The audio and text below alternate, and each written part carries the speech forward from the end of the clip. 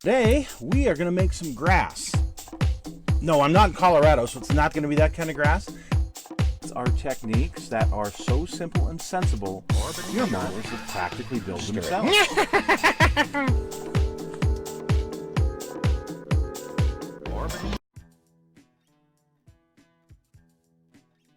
Hello folks, it's Mad Dog Merv. Today, well, we're going to do some ghost tracking. I'm sure you've heard of ghost tracking. That's where you check out an old rail line that's no longer used, no longer in existence. Well, we got a fun one today. This one has a tunnel attached to it. Woohoo! So here I am with my son Thomas. We're going to take his little Toyota truck and we are going to go have some fun ghost tracking in the desert of Utah.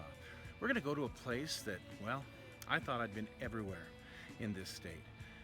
You know, my dad was a traveling salesman, and I grew up traveling all over the state of Utah, but up until recently, I'd never been to this place. So stick with us, and let's go do some ghost tracking out on the Tintic Range. So to get there, we need to go down the west side of Utah Lake, and this is actually Redwood Road goes all the way down that west side of Utah Lake. Until just a few miles before the intersection with the Highway 6, there's this little town named Alberta, and this is a old LDS grain mill, and you can see this switch right here in the foreground, which I thought was pretty neat to have that old switch right there. Anyway, we are going to turn to the left here at the mill, and we're going to make a quick stop right inside of the there's a little gate-like thing there. And this is an old cattle guard that's there on the railroad track. And we're looking at these kind of they look like tortilla chip spikes, which is really kind of interesting. Anyway, this cattle guard, I'd never seen anything like this before. And continuing to look to the west, well, there's rail and there's ties. And Tom and I are amazed looking at this. And so we decided to walk some of it, see if we could find any date nails. We could not. Don't know if there's any there, if they've just been picked over or not. But anyway, we walked this grade for a little bit to see what we could find. Now, this grade, this particular line, the Tintic Range Railway, was started in 1890, finished up by 1891, as a way to get from the Springville area, Utah Valley, over to Eureka and to the mines there. You can see some of these ties. There's some that are newer, some that are older. You can see the spacings off on them. It's really kind of interesting to see this.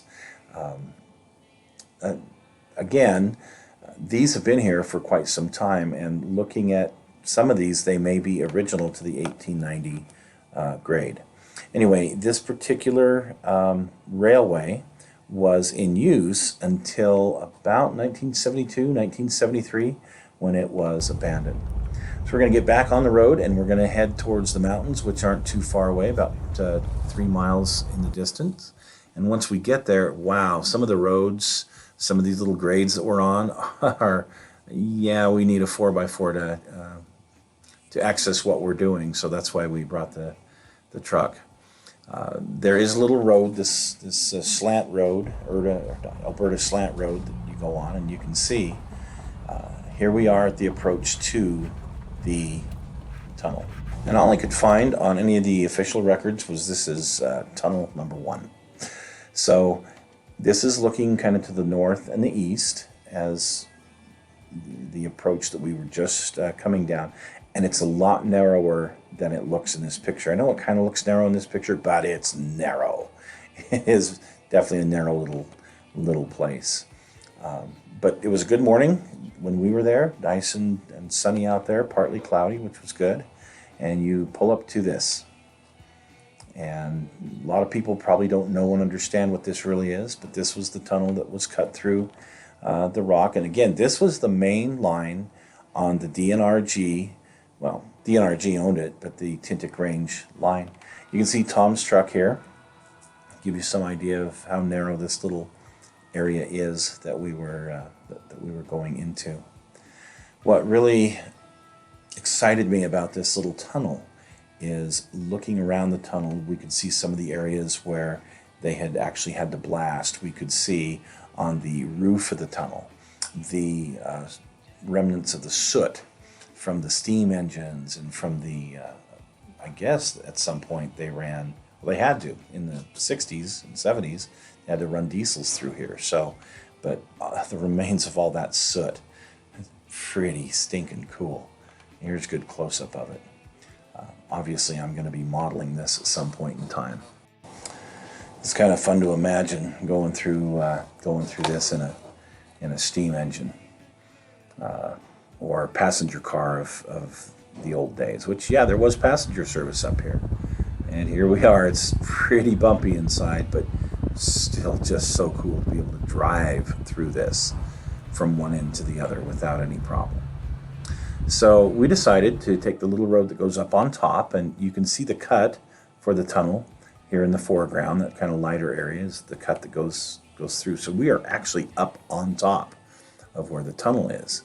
And once you're up there, the view of this area is absolutely spectacular.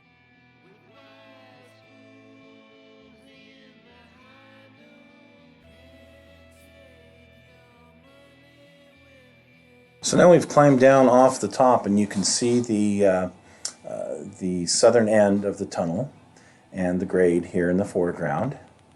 So as we turn south, this is where the road off to the left goes back down to the main road, or to the right actually follows the old grade. And you can unfortunately only go so far on this old grade before it's fenced off, and you have to turn around anyway and come back. So we are going to go left down the old road.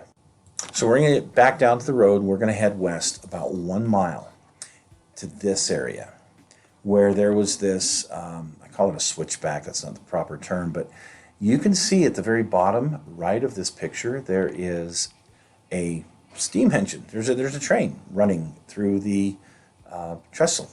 And what it would do, it would circle around and it would come back along the top of this trestle. This was a 3% grade, so it was pretty steep even back in those days. And here's the area where it is today. That trestle caught fire in 1940. There was a brush fire and it was severely damaged, so they took it down. And so it was demolished by 1941. But you can see the road there. That's where the line used to run, and then it would come over and circle on the far right side. You can see the abutment on the west side, and on the left side, the abutment on the east side. Pretty amazing picture. Anyway, we turned around at that point and we headed back to where we came from. And about where the road separated to go to the first tunnel, there was this other area where there used to be a bridge. You could see just off center on the right the cut where there was a bridge that had at one point in time been removed. So we took part of this grade, and when you're up there and looking down, wow, it's a long ways down. So we're going to head on back and look at all of these sunflowers. Beautiful, driving right through the middle of this group of sunflowers. We're going to head over to Highway 6 and to a little area called Goshen. Now, where Redwood Road meets up with Highway 6, there's a little, a little crossroads, and there's this beautiful old building, this old gas station sitting right there. So we had to stop and definitely get some pictures. And here's another angle of that same building. You can see on the far left side on the ground water pump. Anyway, further up east, headed towards the freeway, we found some more grade. So we pulled over, we stopped, and we walked this grade as well. We found some really neat things, but still no date nail. This is the area where it was called the Tintic Standard Reduction Mill. And it was built in 1921, and it was designed to process copper, gold, silver, lead, mostly silver, using a method known as the Augustin process. However, this process, it was outdated within 4 years, and they closed up the mine in 1925. Sorry, not the mine, but the mill. So, anyway, and And you can see, here's where we just were, out there walking the grade, and the switch that goes over to the mill. So we're going to stop there because we're almost back to the freeway, and well, we'll come explore this area another time. Wow, that was fun. What a great adventure. Tom and I have had a couple of fun adventures while he's been growing up. And what really surprised me as we were, well, besides that cattle guard, that was really neat. But walking down the railways and seeing the spacing of some of the ties. Oh, speaking of railroads, some of the spacing of the ties. Wow, that's kind of weird. We looked for date nails, couldn't find any date nails, but we got the, what do they call it, a tie plate and one of the spikes. And I'm going to do some investigating because there's definitely some markings on that tie plate. We'll see what we come up with. So anyway, thanks for watching, and well, join us again next week for another real fun adventure with Mad Dog Murph.